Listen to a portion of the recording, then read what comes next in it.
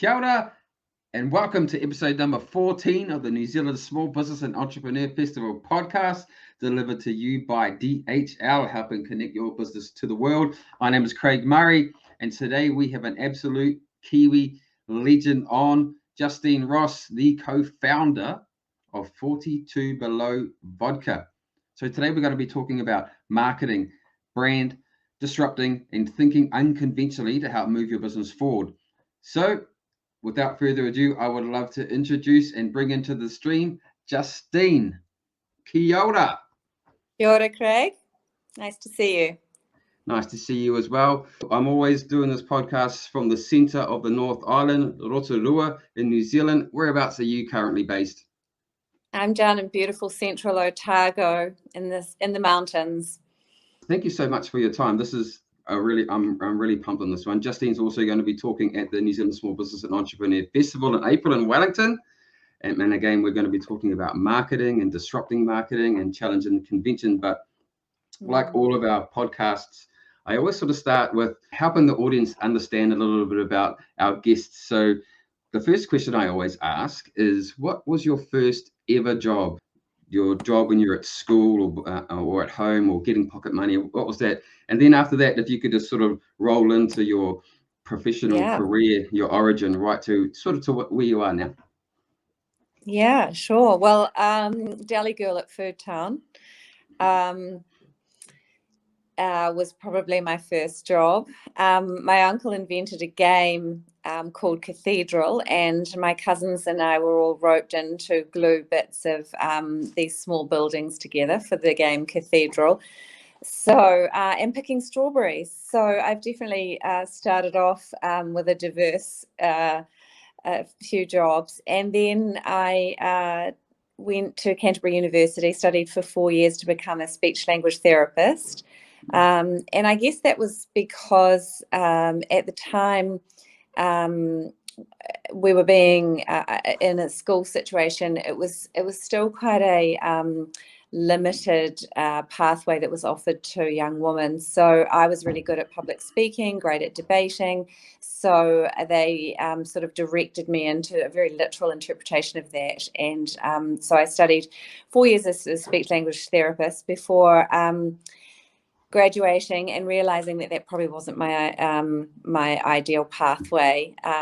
And so I wound up in advertising for about 7 years before I decided that that also wasn't satisfying. And I went to London and did some postgraduate study, went to the London School of Journalism and studied writing. I'd actually always been interested in the creative teams and the creative process in advertising. So left my job as a account director strangely on banks, and found myself in London doing postgrad study, which I just absolutely adored.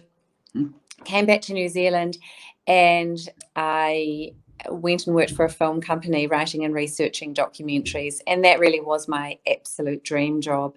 But it was around about that time that 42 Below was gaining some traction as well. So lasted in that film and television for about 3 years before I gave birth to our first child and also to this crazy business.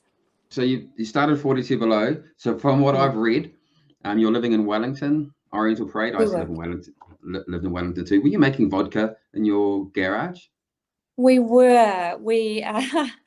Look, we were drinking a lot of vodka at the time. We were in our sort of late 20s. Can I just jump back to the career change thing? Because it's something that it's a point I like to make to people, is that, you know, it takes courage to change direction. And I changed my original career trajectory 3 times. And each time it was very much led by being passionate about what I was involved in and the opportunities in front of me. And there's this amazing book called The Defining Decade by Meg Jay. And I often recommend it to people in their in their 20s, and it talks about how your 20s matter most and how you need to make the most of them. And I never felt like there was any time to lose in terms of making good decisions about happiness and about making sure that my skill set was deployed in the most meaningful possible way. So yeah, 3 career evolutions, if you like, and then yes, this enormous distraction that was the idea that Geoff came home with from the States, where he felt like a super premium vodka from New Zealand would be such a great fit, that our brand values as a country would suit the idea of a super premium vodka. And then we went about doing some research. We engaged in a feasibility study by the New Zealand government, which came back and said, absolutely no, super premium vodka from New Zealand will not work. And in fact, then everybody said no, from then industry stalwarts who we vodka on the back of some wine and send that out into the world. And look, right down to the people who wanted to produce our extra tall bottle. We wanted them to produce an extra tall bottle. That was a no. It's probably worth mentioning that in the end, Waitrose altered their shelf size to accommodate our extra tall bottle.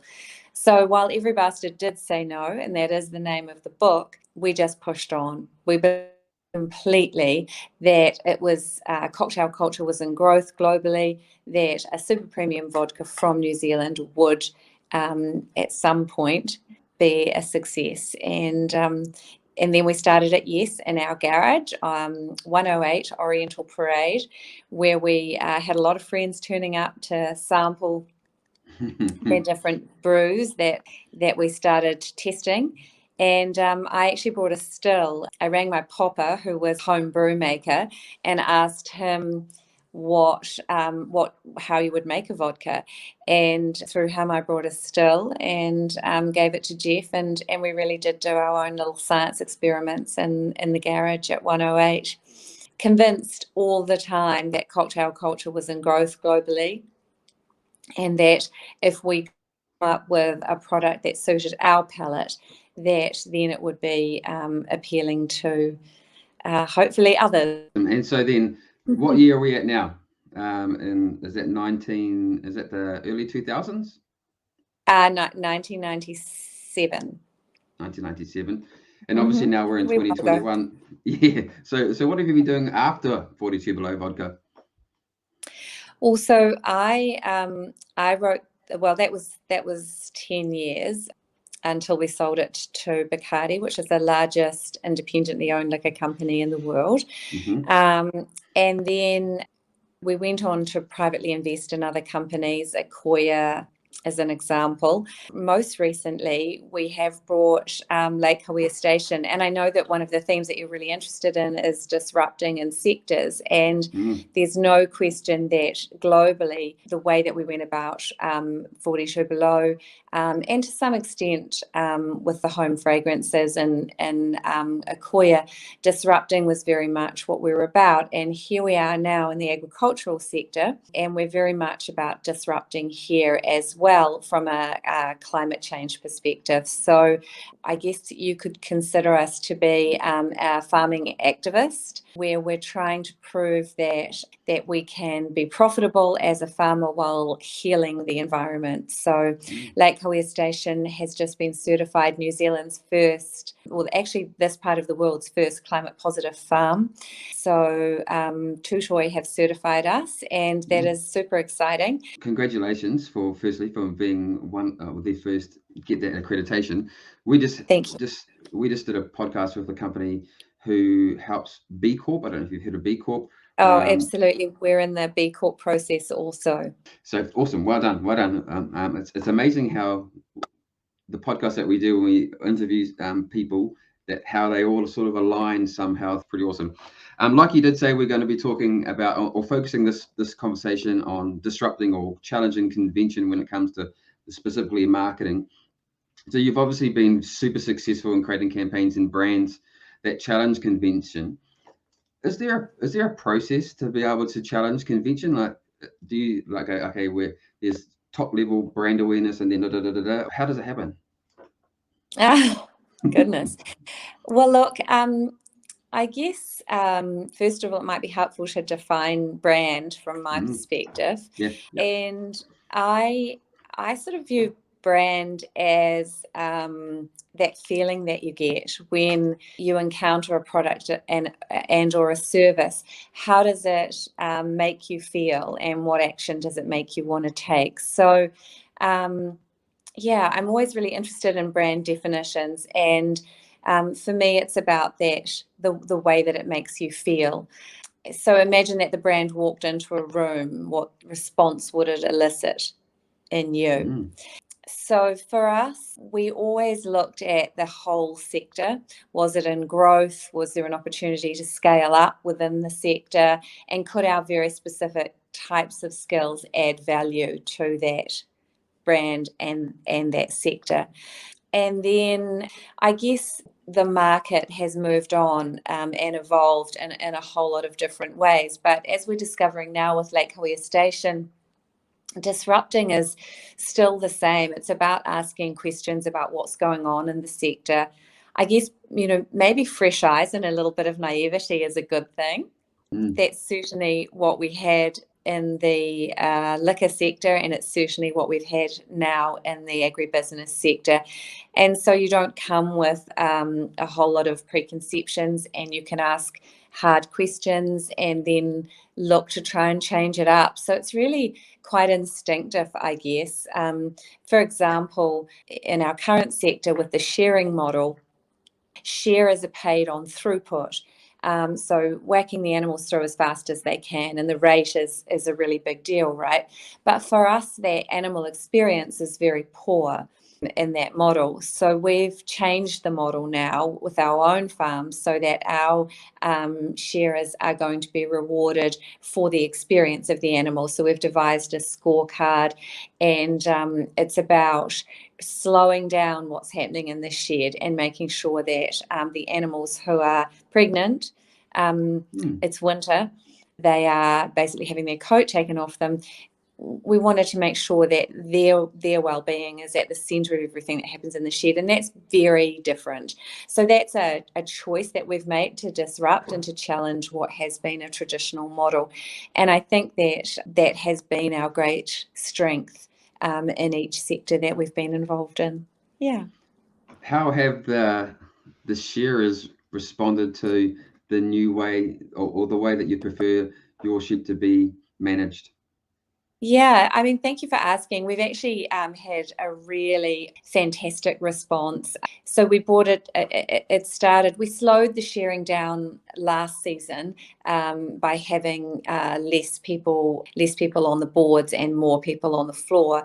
But now this year we enacted the actual scorecard, and when we sat around afterwards and talked about it, there was no doubt that they had enjoyed the experience, that it became more about the communion with the animal, and they weren't panicking about making money basically, and that they were being remunerated for caring for the animal. And I think that created a sense of lovely calm in the shed that people enjoyed. So fortunately we work with a really open-minded shearing gang who get us. They've been with us for the 3.5 years we've been on farm now, and they understand that we want to do things differently, and they're being fantastic. Yeah. You defined brand already. How would you define marketing? Well, I think that's how you communicate to your target market. So the marketing is the tools, I guess, in your toolbox to communicate what those brand values are, and to build a relationship with your customer base. So when you were originally, let's go back to 42 Below times, it was pre sort of social media, I suppose, or was. What were the platforms for marketing in 1996 through to that 10 years that are different from now? Because now we've got social media platforms, and back then it was different. You had to do different type of marketing. So we started, probably one of the most effective things that we did was a wee MPEG. So that was a little video that was pretty quirky and quite groundbreaking at the time.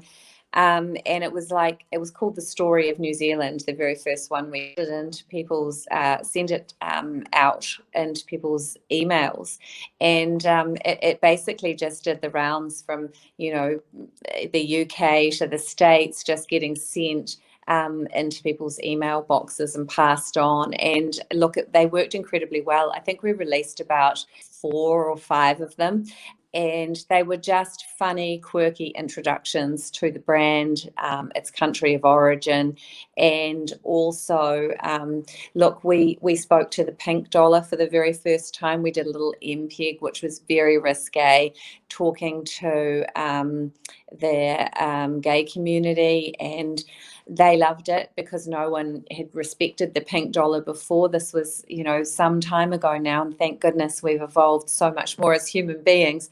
But look, the gay community throughout the world became great champions at 42 Below because it was the first time that a marketer had directly communicated and respected their consumerism, I guess. Yeah. So the MPEGs, we did a lot of billboards, but look, I think one of the most important tools in any toolbox, whether it's especially a startup, I think the most effective marketing tool is actually PR. Word of mouth, first of all, and that's really what worked for us. Was we built our brand on the basis of word of mouth and great use of PR, and PR is cheap. You know, I think if you are starting out as a young business, then learning what PR is and how to make that work for you is really important. So yeah, that's definitely, in my view, the most effective tool. And look, we took to the streets with our brand. We had incredible foot soldiers, or brand ambassadors, and there were 2 great ideas that really changed the way that the global liquor industry treated the trade, and 42 Below pioneered both of them. The first one was the vodka professor. So really what he was a brand ambassador with a bottle of vodka, a business card, and a vision, a story to tell about this pure vodka distilled on the 42nd parallel in New Zealand that was, you know, had some beautiful oily properties, and that was full of, I guess, sass, and it could make your party better.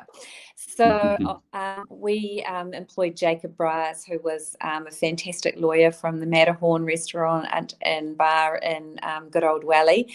And he went out into the world and became really the very first brand ambassador in the liquor industry.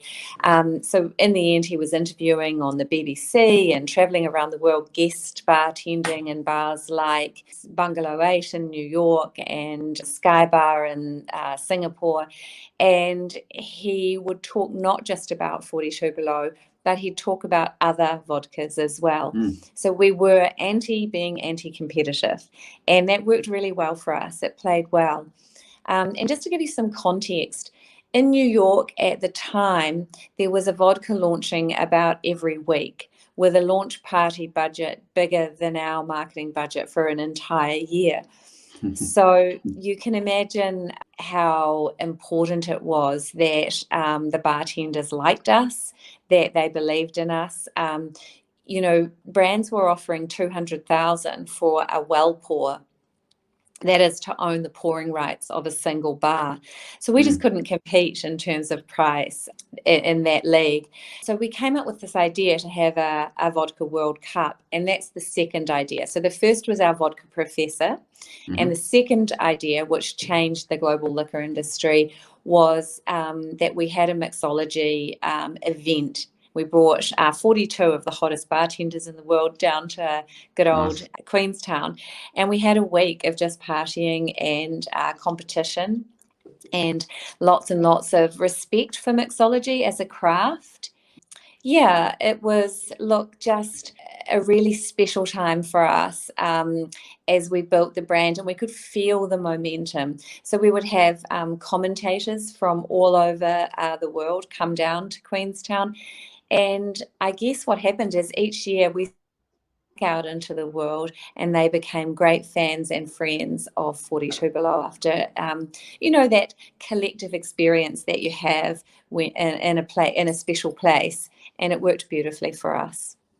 I can imagine, like, I can still see the passion that you've got in the brand now. It must have been a really tricky and hard decision to let go of like your brand as like one of your children that you're giving on to someone else to take the brand to a different place. Was it really tricky to make that decision to sell to Bacardi? We couldn't have done it without raising the capital that we raised through an IPO. So we took 42 Below to the NZX with the idea of raising capital purely on the basis of brand, which was the first for New Zealand, and that was really hard. But for many reasons, the business commentators were pretty cynical, and the investment banking community were also tricky and very cynical. But we had the faith of thousands of New Zealanders in our hands, and that was really motivating. And it was also motivating when we could see that there were some opportunities that a brand like Bacardi had to, I guess, take 42 from being at high school on to university. So it was about that point at which we sold. And, New Zealand shareholders who had come on at 40 cents or even when we dipped below 42, as one headline said, were coming in at 30 cents. We sold to at 77. And so we knew a lot of brave New Zealanders who are similar. We brought $138 million into New Zealand, which isn't that much in terms of other acquisitions, but certainly at the time was significant. And what it did was it showed other brands that a little startup, little challenger brand from New Zealand could do this, and that was exciting. And so, yes, it was hard. But we also had quite a close personal relationship with the head of acquisitions at Bacardi, and we really liked him. We'd been to Geneva and met the board, and so we had real faith that they would continue the 42 Below brand in the way that they have. And so in the end, we were ready to get on with the next thing, knowing that we'd done okay. So the next question I have is a little bit more tactical, and it could potentially help some of our audience who are listening, who are like, wow, this is amazing. 42 Below is such an aspirational brand, and what you created is truly remarkable. So let's look at a cafe, for example. Okay, there's a ton of cafes in most towns. They all sell coffee, and they all do a reasonably good job. How could a cafe, not doing too much different to any other cafe down the same street or in the same town, do something different to stand out? Well, okay, that's a really good question. I think that the first thing is, in terms of a cafe, in terms of hospo, the personalities that are fronting are really, really important. So I think, you need to get your team together. Let's assume it's more than one person, and you need to be really clear on what you're bringing to your community, what your personality is, what you stand for. So we were always really clear that we would give our people the story of our brand. So it doesn't matter if you're a 2-person operation or, let's say, a 10-person operation. What's the story of your brand? What's the contribution that you want to make to your community? And what do your products stand for? So are you purpose-led? So is there, by being a customer in the cafe, are we in some way contributing to the community? What's your point of difference? What's your story? Are all your staff clear on that story, and is that what that experience, what they're delivering, and that story, what they're communicating? So stories are really important. Everyone being on the same page is really important, so that there's a continuity of experience for the customers and they keep coming back for that experience.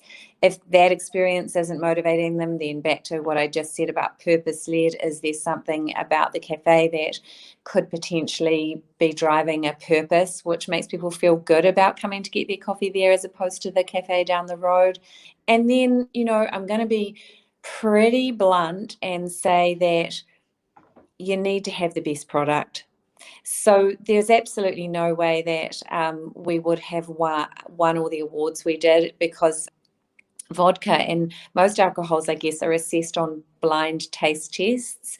So there's no chance that your brand has anything to do with the taste experience when you're getting judged from a taste and flavor perspective. So I guess what I learned is that you can't build a world-class brand unless you have an absolutely world-class product. At some point, you're going to get caught out. So making sure that your products are exceptional is just, that's ground zero, that's point one. And then adding to that, passionate staff who understand your story, a stunning product, and then the ability to communicate what you're about as a small business is really important.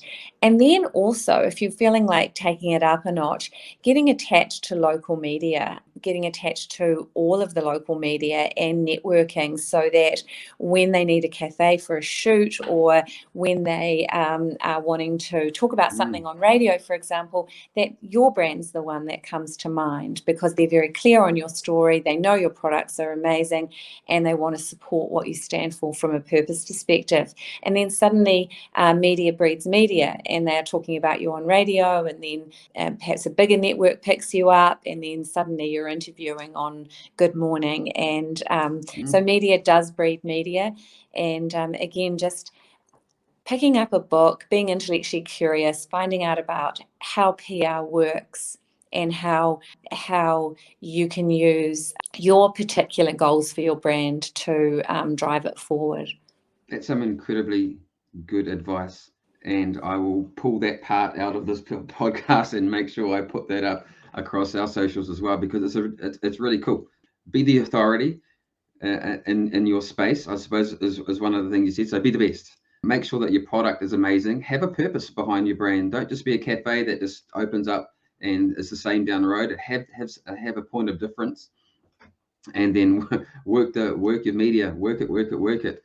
And that's some really sound advice. So I suppose my next question was going to be, if a small business like the cafe doesn't have much of a marketing budget, where should they spend their time? But I suppose you've already sort of answered that question. Whereas align yourself to the media, align yourself to your economic development agency or RTO or whatever you want to call it, so that if they do have influencers coming in, they're going to send them down to your cafe for a coffee, and then bang, you get some free social. Absolutely. Look, I mean, you've summarized all of that beautifully, and I, social media is just an extraordinarily powerful tool, but I think it's really important that you build your brand in a really strategic way. So thinking about what the global trends are, for example, and it's very easy in New Zealand to stay quite insular, but those moments where you really do look at perhaps global food trends, if we're talking about the cafe example still, look to all of those global trends. And local produce, for example, I believe is going to be very big going forward. So where you're sourcing from. I think you raise a really good point about working with your local Chamber of Commerce, for example, and working with your local growers as well to create a really neat story would be cool. Here we are focusing on cafes, but there are all sorts of sectors, aren't there?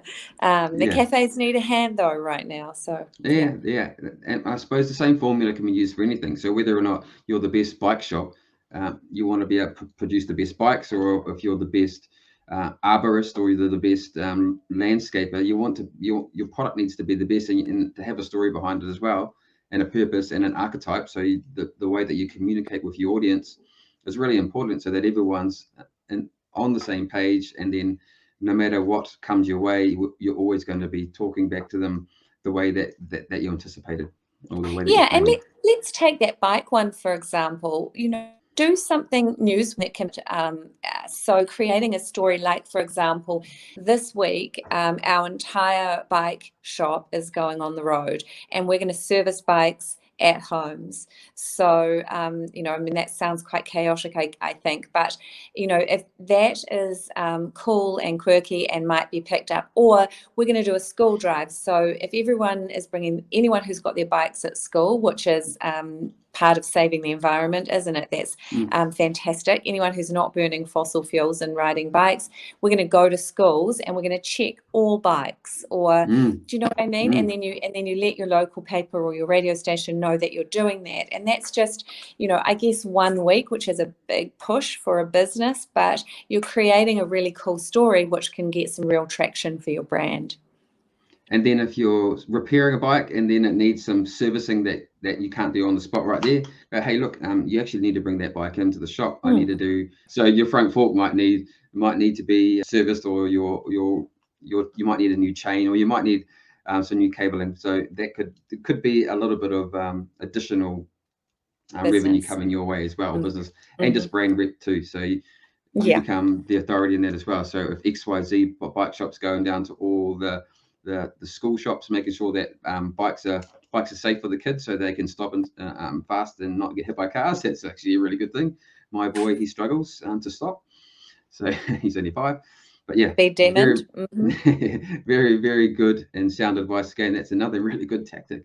And it could be done the same thing. A cafe could do it too. Go on the road, go, hey, look, school B, I'm going to bring all your school teachers a free coffee, or you got free coffees if you come in, because we do appreciate you looking after our tamariki. Some really good advice that not only can be used for biking, but it can be the same tactic could be used in any sort of business.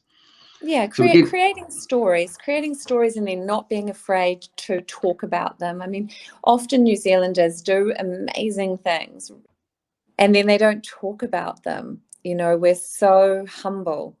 So got to talk about what you're doing.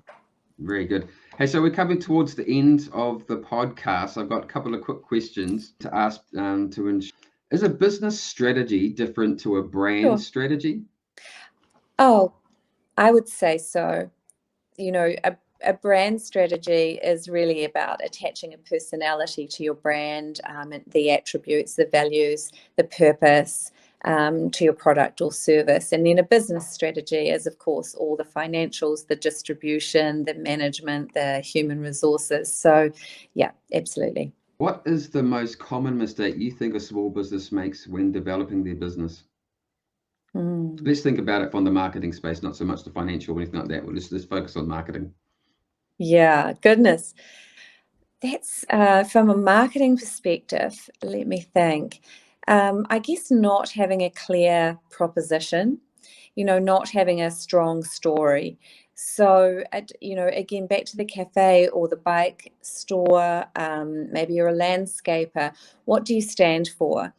And what is your point of difference? And then really living up to that proposition and delivering against it consistently, time and time again. So, yeah, I think it's very important to be ambitious about getting your story out there. So there's a sort of innate reticence sometimes in small business founders to speak to what they're up to. And I think that's really important to do that and do it really clearly and loudly. And the other thing is, don't be afraid to fail. There's a lot of nervousness about, or what if I do the wrong thing, or what if I say the wrong thing? People actually are quite forgiving if you just say you have, and that you're going to try this now, and especially because you can do it so publicly in beautiful Instagram posts, and you can just come right out and speak your truth and retract if you need to, but just have a go at everything. Don't be afraid to have a go. But a single-minded story is much easier for people to hold on to. Like for us now with Lake Hawaii Station, it's farming as activism for the environment. So we're there on what we want to achieve, and we just, everything we do feeds back into prove that farming can be done differently, and that they're delivering against that. Last question is, if you could provide one piece of advice for a small business or an entrepreneur or someone who's just got a business idea up here and hasn't actually had the courage to yet step into and turn it into a reality, what would that one piece of advice be? Believe with all of your being in what you're doing, and don't be derailed by the bastards who say no. I love that. Believe and don't listen to the naysayers. That's awesome. No. Justine, thank you so much for your time. This has been really cool. I'm honoured to spend a bit of time with you. You've created 42 Below brand. I've drunk a lot of 42 Below. I've sold a lot of 42 Below when I was managing the Outback Inn in Hamilton, which was a massive nightclub, and then I owned my own nightclub as well. And 42 Below did have the well, so it was our house pour as well. So it was really cool, and it's the most awarded vodka ever, made out of garage in Oriental Parade in Wellington. So it's a credit to you. And your ability to create amazing world-class brands and change the way that people think about brand in New Zealand. So congratulations, and it's amazing to hear how you're thinking about the animal, the sheep, not so much just the output of the shearers. Like my family are shearers, and they talk about how many they could do in a day rather than the animal, which is really cool. It's a really different way of thinking about it. So again, thank you so much for your time. I really do appreciate it. Thank you, Craig, and congratulations to you for the work that you're doing. It's important work. I think that encouraging the entrepreneurial spirit of New Zealanders is very, very important. We need brave thinkers driving businesses, and we need to give them all the encouragement and support in the world to do that. And you're doing really important work for that. So thank you. Oh, thank you. Thank you so much. I appreciate Nice that. one. I really do. You have a great day, and Thanks. and have a great Christmas with all your whānau. Cheers. Be well. Thanks. Bye now.